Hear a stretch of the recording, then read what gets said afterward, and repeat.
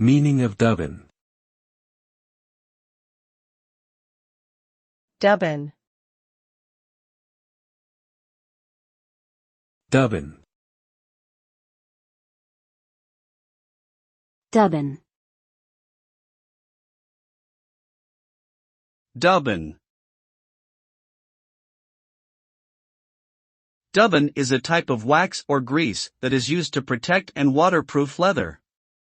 It is typically made from animal fats, beeswax, and other ingredients like oils and tallow. When applied to leather, it helps to condition and protect the material, keeping it soft and supple for longer. Dubbin also helps to repel water and prevent stains, making it useful for shoes, boots, and other leather goods that are exposed to the elements. Overall, using dubbin on leather can help to extend its lifespan and keep it looking good for years to come.